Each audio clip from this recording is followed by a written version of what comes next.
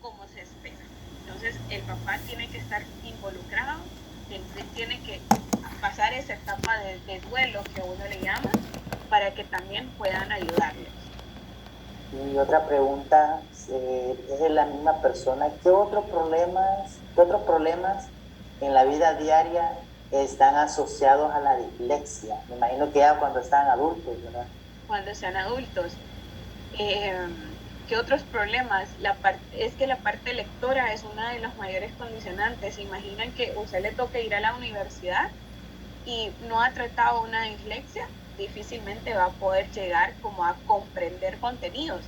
Y hay muchas personas que se han salido, no llegan, no estudian en la universidad por lo mismo, porque el estudio se les volvió una tortura, porque no hubo un diagnóstico oportuno, no hubo un diagnóstico a tiempo. Entonces, en la vida adulta, en la vida diaria, todo nosotros lo leemos. O sea, leemos desde el momento de que voy a salir y me dicen, ¿verdad? Ok, voy para tomar tal calle o anda a tal lugar. Entonces, las letras están siempre presentes en nuestro entorno.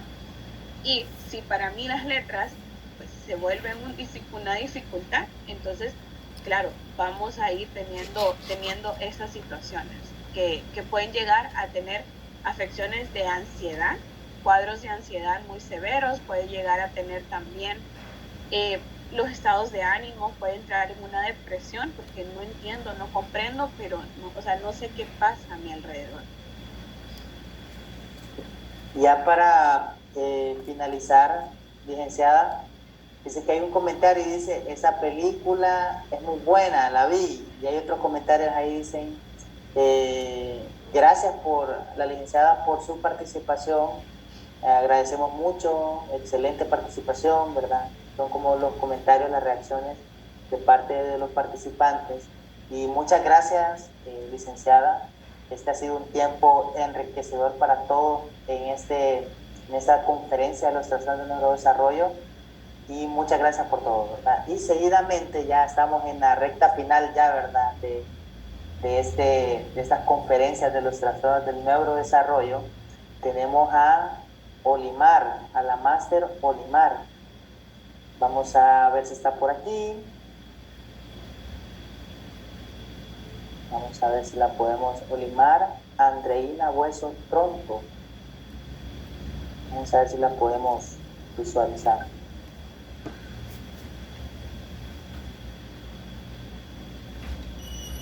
Por aquí. Aquí está.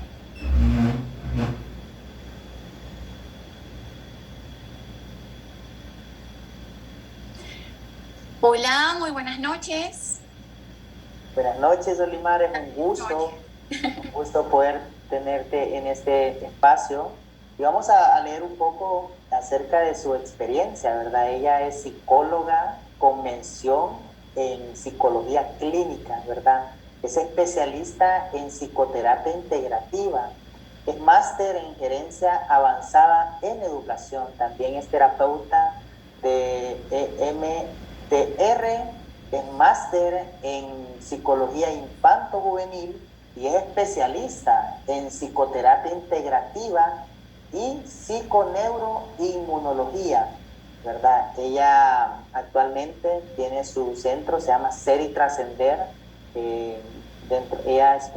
Ha trabajado en centros terapéuticos, en instituciones educativas, en colegios, y ha tenido una serie de diplomados, su experiencia profesional también en centros hospitalarios, ha trabajado en fundaciones, en organizaciones, en escuelas, ¿verdad? De psicoterapia también ha tenido su experiencia. Y pues ella nos va a deleitar, ¿verdad? Con su ponencia, con un tema tan interesante. Y la dejamos el micrófono y este tiempo es suyo, licenciada. Muchísimas gracias, Josué, por tan excelente dirección de toda esta serie de conferencias. A ti y a tu compañero y a todo el equipo que hizo posible esto. Gracias. A los presentes, pues muchas gracias por regalarse este tiempo para aprender, para descubrir, para escuchar quizás lo que no sabemos, lo que no está en los libros o lo que cuesta mucho aprender, ¿no? A veces leer tantos libros en tanto momento, mejor que no los sinteticen. Así que bueno, los invito a estirarse de igual manera, vamos a estirar el cuerpo, moviendo el cuerpo también movemos la mente, ¿ok? Son muchas horas y los invito a hacernos un automasaje, ¿ok? Yo voy a indicarles uno, ¿ok? Un ejercicio breve con las manitos, no tan fuerte, sobre todo con estos dedos. Vamos a hacer un movimiento circular en la parte baja del cuello, ahí donde está ya conectado con los hombros. Muchos de ustedes han estado trabajando, estudiando, son psicólogos, estudiantes, padres de familia. Y bueno, yo les invito mientras escuchamos este cierre y hacer estos movimientos de automasaje, ustedes pueden seguir, yo voy a comenzar. Me encantaría pues que cerremos esta jornada de conferencias con amor propio, ¿ok? Con autocuidado. Entonces, bueno, gracias por la invitación al equipo y a Josué. Me encanta porque siento que todos los, todos los conferencistas estábamos conectados. O sea, los vengo escuchando y me ha encantado lo que cada uno ha compartido porque viene hilado. O sea, desde el doctor Misael, como comenzamos, hablando de también la multidimensionalidad, que él ha mencionado también la Máster Lidia, la Magíster Blanca, la Magíster Reina, espectaculares, todos. Así que ya vamos a ir viendo cómo se va a ir tejiendo todo esto. Decidí quedarme con esta área que me parece tan importante en el ser humano, que son las emociones. ¿Y qué relación tiene esto con el desarrollo, nuestro desarrollo como seres humanos? ¿Okay? Porque los presentes todos acá pasamos por la niñez y la adolescencia antes de llegar a la adultez. Entonces, me encantaron algunas preguntas que hicieron y justo uno de los participantes que preguntó sobre el maltrato infantil, yo dije, vaya la coincidencia porque justo vamos a hablar de eso a continuación. Entonces, ¿qué es la psiconeuroinmunología? Que es en lo que yo me he especializado. No es más que el estudio o este enfoque en la disciplina que toma en cuenta la interrelación que hay entre la mente y las emociones, el sistema endocrino, el sistema nervioso central y el sistema inmunológico, entre otros. Entonces, además del desarrollo neuronal, tomamos en cuenta todas las demás dimensiones del ser humano, no solamente lo neurocognitivo. Que ojo, tenemos otras dimensiones neurocognitivas en el cuerpo, no solamente en el cerebro. El cerebro es el principal, pero no es el único. Así que, ¿en qué consiste esto? Consiste básicamente en identificar cuáles son esos otros factores que pueden estar influyendo en esa dificultad de aprendizaje que mencionaba la máster también Reina, espectacular. Me encantó mucho cómo ella sintetizó toda la mayoría de los trastornos que podemos desarrollar, incluso nosotros como adultos, ¿ok? ¿Quién de ustedes no se ha distraído ninguna vez? ¿Quién ahorita en esta conferencia no se distrajo? A ver, que levante la mano si es posible en este Zoom de hacer levantar la mano. Yo creo que la mayoría, ay, Nahum, Stephanie, Mendoza, me encantan los que han estado 100% aquí atentos durante toda la conferencia. Pero quiero comentarles que los umbrales de atención pueden haber disminuido o cambiado durante todo el proceso. En algún rato ustedes estaban escuchando y se fueron a pensar, ay, no me ha respondido tal persona, voy a escribir, me faltó hacer tal cosa. O mientras estaba hablando un conferencista, pues yo me fui a una historia de mi vida y empecé, me fui hasta la niñez y lo que me pasó en mi infancia. ¿Qué quiero decirles con esto? Que los umbrales de atención varían en cada ser humano de acuerdo primero, nuestra edad y además también de acuerdo a nuestro estado emocional, ¿ok? Entonces, si yo estoy triste, si yo estoy deprimida, si yo estoy tensa, ansiosa por algo o molesta, esto va a influir la forma en que yo estoy experimentando y procesando la realidad. Así que esto también, fíjense qué interesante, pero la psiconeuroinmunología nos habla de que incluso las emociones pueden afectar nuestro estado de salud, no solamente el mental, sino de forma integral. Entonces, esto puede aumentar o disminuir el riesgo de desarrollar alguna enfermedad. Bueno, gracias a todos los que levantaron la mano, Yuri, Dunia, Isby, me encanta verlos a todos participar, Kevin. Así que no los puedo mencionar a todos, pero los estoy viendo, así que vamos a interactuar un poco. Como lo han mencionado todos los anteriores conferencistas, y haciendo hincapié incluso a lo que mencionó la doctora Blanca, la magíster Blanca, este enfoque es multidimensional, biológico, cognitivo, psicoemocional, vincular, socioecológico y espiritual. Creo que estas tres últimas dimensiones no se les hace mucho hincapié en nuestra área. Nosotros como psicólogos hacemos mucho énfasis en lo cognitivo y en lo biológico. En lo psicoemocional, por supuesto que también, y en las relaciones. Pero desde el nivel de ver cómo afectan las emociones a nivel neuroquímico, a nivel orgánico en nuestro cuerpo, nos hace falta mucho que aprender. Y no es para menos, porque la psicología, así como otras ciencias, como la medicina y como cualquier área de la salud, está en crecimiento. Y aquí es cuando es importante, particularmente para mí, ser humildes en nuestra profesión, porque lo que yo aprendí hace 10 años cuando me gradué, no es lo que hoy en día conocemos. No es lo que también mi experiencia me ha indicado o me ha mostrado. Así que va a ser bastante valioso que nos demos la oportunidad de no juzgar a otros profesionales que quizás le dieron un diagnóstico, pero es que le dijeron que tenía retraso. Ok, está muy bien, le dijeron que tenía retraso, le dijeron retardo mental. La doctora, la profesora, la magíster Reina me enseñó que es diversidad intelectual, que sí, que hay diferentes formas de decirlo actualmente. Entonces yo, con mucho amor y con mucho tino, le puedo informar sobre la información actualizada o lo que manejamos actualmente como la psicología infanto-juvenil actualizada. Me encanta que han mencionado crianza respetuosa porque es un elemento clave. ¿A qué se refiere lo socioecológico? Se estarán preguntando. Lo socioecológico se refiere precisamente a mi relación con el medio ambiente.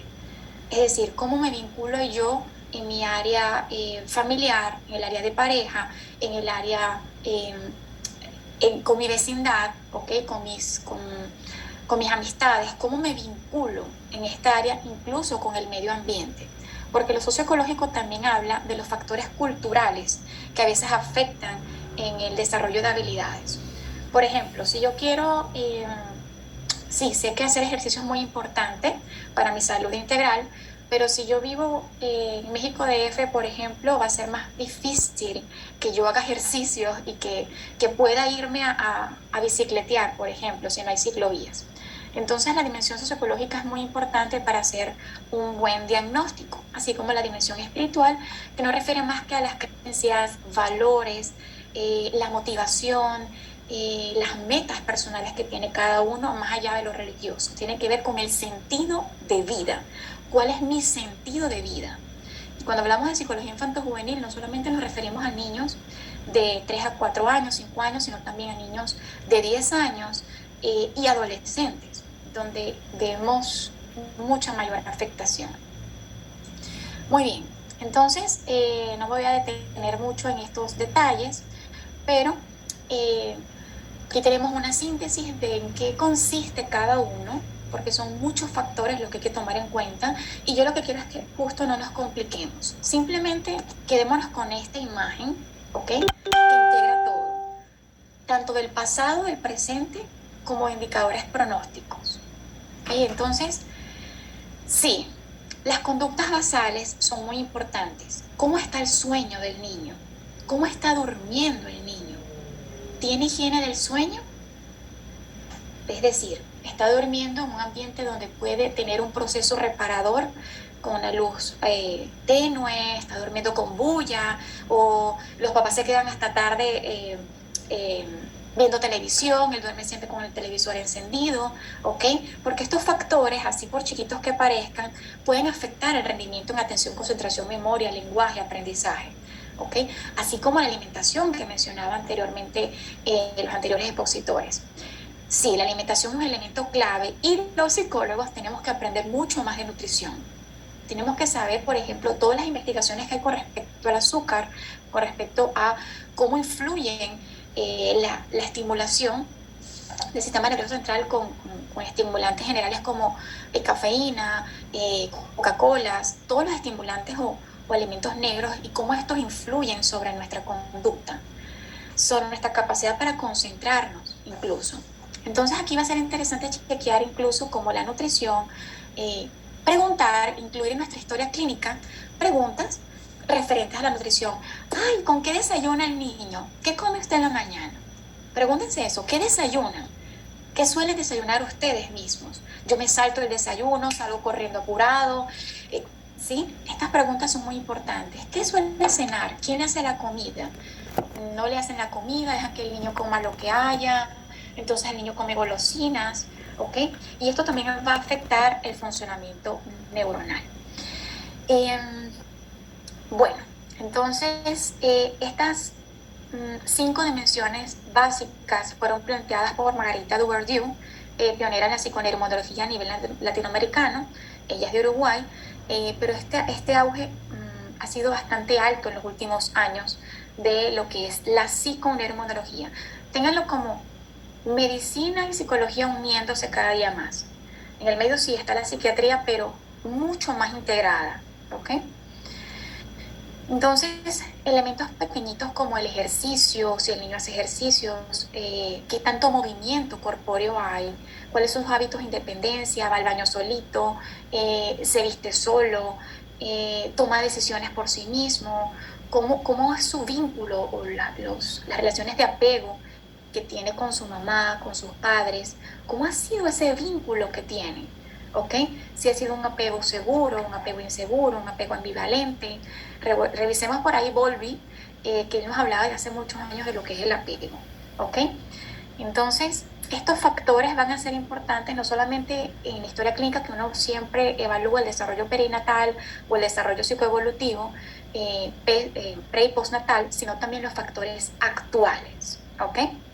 ¿Cómo está a nivel transaccional? Hacemos el longitudinal, la línea de vida que mencionaba la profesora Reina, que es una de las herramientas fundamentales en la psiconeuroinmunología infanto-juvenil.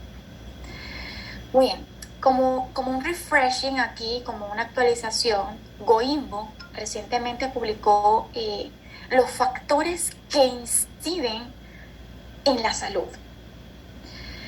Entonces, a la hora de nosotros hacer un diagnóstico, decían anteriormente, sí, nos podemos equivocar. Ciertamente los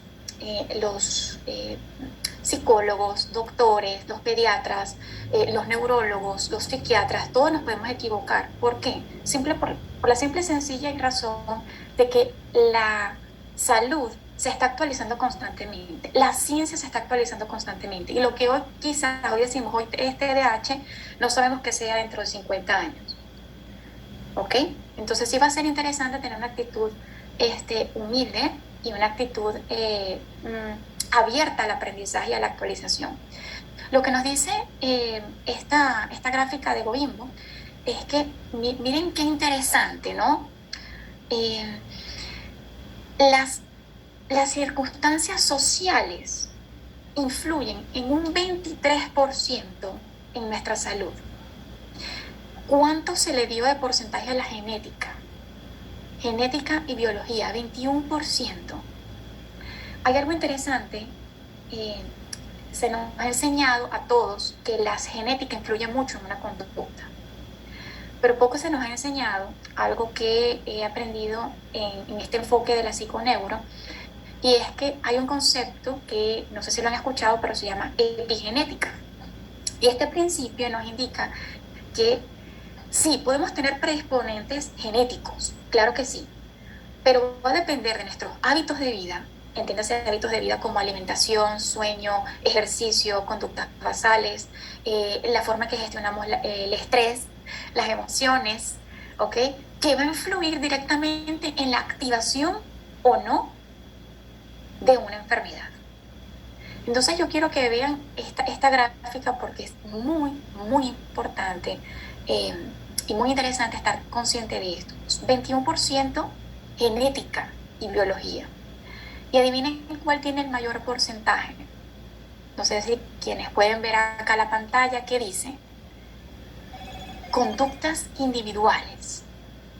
Y se le ha dado un peso bastante alto, de un 38%, a todo lo que es gestión del estrés, manejo de emociones, forma de interpretar la vida, ¿okay? Cómo son nuestras creencias, con nuestras distorsiones cognitivas, cómo está nuestra percepción de la realidad. Así que partimos de una actitud abierta a ver cuáles son esos factores que pueden influir sobre el desarrollo o no de enfermedades. Hoy lo que les vengo a traer es el acercamiento o la construcción de todos juntos acá, la construcción de quizás un acercamiento a esta respuesta. ¿Cómo influyen las emociones en el neurodesarrollo? ¿Cómo influimos? ¿Cómo influimos de forma consciente o inconsciente? ¿Qué creen ustedes? ¿Que sí influyen las emociones o que no? Por aquí les tengo una investigación y es justo una de las investigaciones más famosas de las muchas que hay hoy en día acerca de cómo influye el maltrato infantil, el maltrato psicológico, verbal o físico en el desarrollo neuronal, el desarrollo integral del cerebro. Fíjense que a la izquierda, ¿ok?, tenemos un cerebro normal.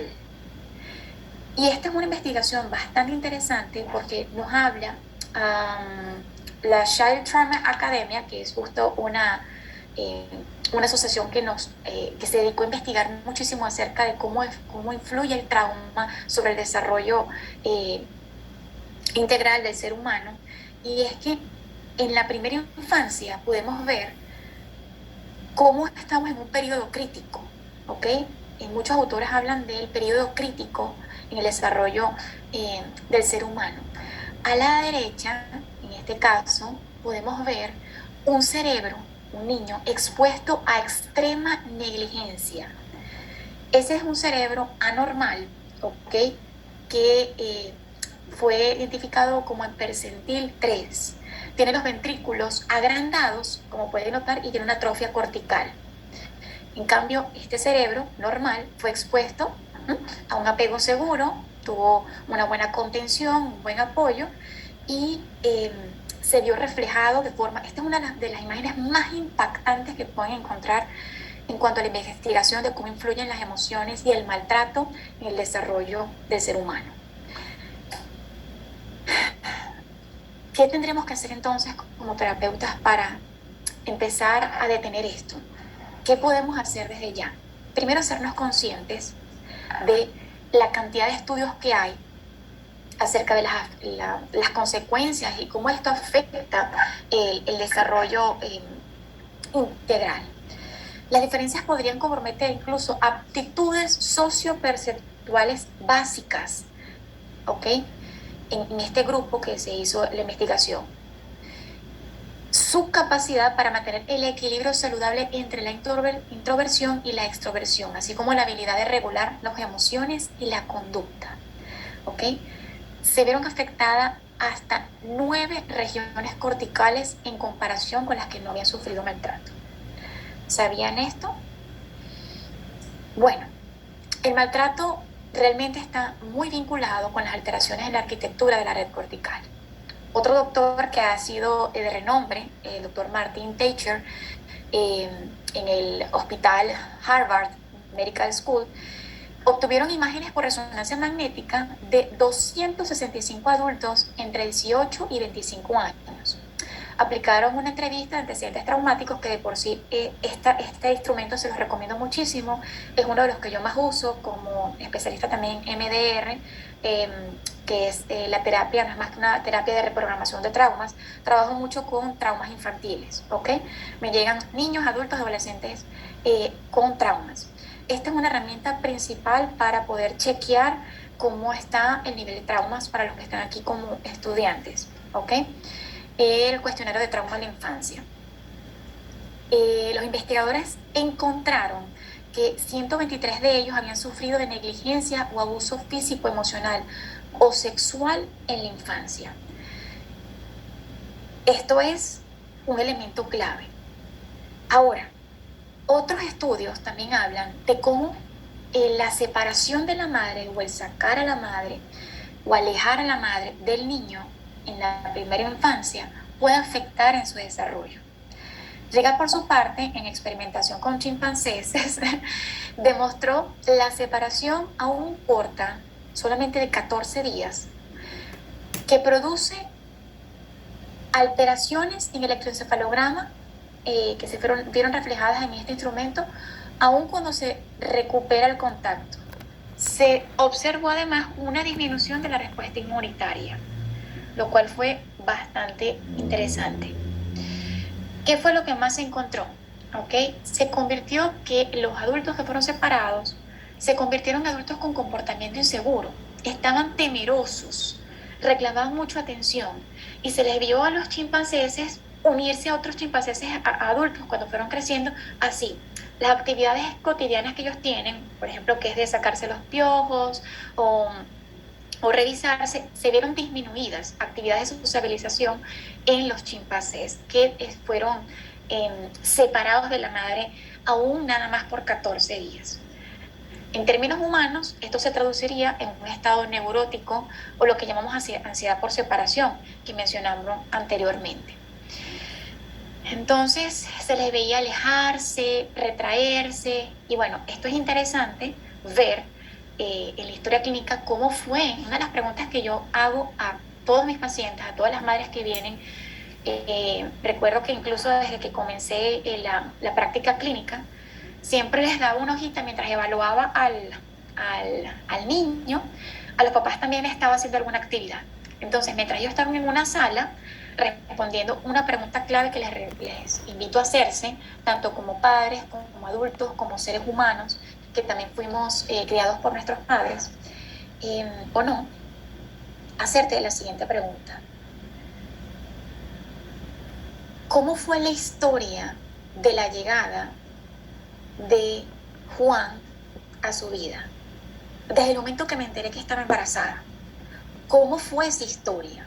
Porque es muy interesante también la psicología intrauterina. Hay una psicología específica que es la psicología que estudia al neonato en la vida intrauterina, ¿ok? Esto es un área sumamente interesante, pero no se sabe este dato, pero entre los primeros días, la primera semana de la gestación, desde ahí se empiezan a desarrollar las primeras células neuronales y de allí se empieza a impregnar la memoria emocional del infante. Entonces sí va a ser interesante poder chequear cómo fue todo ese desarrollo a nivel emocional a través de una historia clínica bastante personalizada. Permítanme chequear la hora, ¿ok? No quiero, ok, muy bien. Cualquier cosa, Josué, por favor avísame. No veo por aquí, no puedo ver el reloj. Bueno, aquí lo puedo chequear. Entonces sí, una pregunta clave es chequear cómo fue el área perinatal, pero desde antes de las primeras semanas de la incubación. Bueno, lo principal que se observó fue un retraso en el desarrollo de las dendritas en el sistema límbico. Así que tanto pediatras, neurólogos, sobre todo la Asociación de Pediatría en diferentes países está promoviendo muchísimo el apego temprano, ¿ok? Porque el colocar al bebé justo al nacer en el pecho materno y hacer este contacto con el corazón tiene un sinfín de beneficios a nivel emocional, a nivel psicológico, a nivel incluso biológico. Primero, que ayuda con la termorregulación, ayuda a regular los latidos cardíacos, ¿ok? Entonces el cuerpo como que se va acoplando de una forma mágica, ¿ok? Allí es donde el bebé construye su esquema corporal a través de los cuidados que recibe la madre. Su orientación en el espacio, en el tiempo, fíjense bien, orientación espacial, temporal, equilibrio y motricidad son bastante influenciadas por los cuidados maternos y los juegos. Los primeros minutos horas son también bastante decisivos. También le llamamos bonding a este primer momento, le llaman apego prematuro, el apego primario, pero forma parte de este vínculo que va a ser determinante en una de las emociones más importantes que no se colocan dentro de las emociones básicas, pero yo la incluyo en mis terapias infanto-juveniles, que es la calma, ¿ok? Hace falta más que enseñemos a vivir la calma. ¿Creen ustedes que las sonrisas, los abrazos, los juegos, el contacto físico, los sonidos bien establecidos, dependiendo de las diferencias individuales específicas que hay, por ejemplo, con el trastorno del espectro autista, creen que esto puede influenciar de forma positiva a cualquier ser humano? Pues las investigaciones nos dicen que sí. Sin embargo, hay ciertos problemas que impiden un buen desarrollo. Además de las dificultades cognitivas o físicas, soy de las que considera, y sé que los colegas acá también, que va a ser interesante plantearnos esta pregunta. ¿Qué podemos hacer nosotros como maestros, como padres, como educadores, como psicólogos, terapeutas, para poder acceder mejor a la forma? Esa frase de Albert Einstein que mencionó también, bueno, lo mencionó la profesora Reina, me encantó porque habla de nuestras diferencias y es una frase que también desde que la leí me ha encantado. Creo que a todos nos enseñan esto cuando estamos en la universidad y es que cada uno tiene su forma y su medio, y si nosotros no tenemos el medio para enseñarlo, si el niño lo está aprendiendo, creo que la pregunta que debemos hacernos es: ¿qué métodos o de qué manera puedo yo acceder a su canal de aprendizaje? ¿Será que es mi forma de enseñarle el problema? ¿O es que es él? O sea, ¿será que hay otros medios? Porque el ser humano es realmente brillante e interesante. Yo les pregunto, ¿conocen ustedes a alguien con TDAH? Pues les voy a indicar que muy probablemente sí conocen, pero no lo recuerdan. Hay personajes famosos con TDAH, incluso con síndrome de Asperger, lo que antes se consideraba como Asperger. Jim Carrey, un actor famoso, Will Smith, el mismo Steve Jobs, ¿ok? Todos fueron, incluso Justin Timberlake, si ustedes simplemente googlean personajes famosos con TDAH van a encontrar un montón. Y miren hasta dónde llegaron. Entonces yo hago una invitación, desde mi experiencia también clínica y personal, a tomar en cuenta cuáles son nuestras creencias limitantes, incluso como profesionales, para podernos enfocar justo en las herramientas internas que le van a favorecer en el desarrollo de habilidades sociales, en el desarrollo de fortaleza interior, en el desarrollo de recursos internos que le permitan mejor afrontar la vida y, como decía la ponente anterior, a ser independientes, porque ese es el objetivo principalmente. Entonces, uno de los problemas o lo de los bloqueos que encontramos a veces es el exceso de guía por parte del adulto, que lo quiere controlar, que quiere estar allí en todo. Pero yo le voy a comer. Venga, tiene 3, 4 años, un niño de 5 años que ya debería desarrollar la motricidad fina o esta motricidad para poder llevarse la comida a la boca, es parte de su desarrollo cognitivo. No, le doy la boquita porque si no, no come bien. Vamos a enseñarle, esto le favorece, ¿sí? En otros momentos cuesta reconocer, pero el adulto es el que quizás no gestiona bien sus emociones y transmite este conflicto interior a sus hijos. Hay muchos pseudos TDAH que en realidad están escondiendo una depresión clínica. Entonces nuestro ojo clínico debe ser muy agudo para poder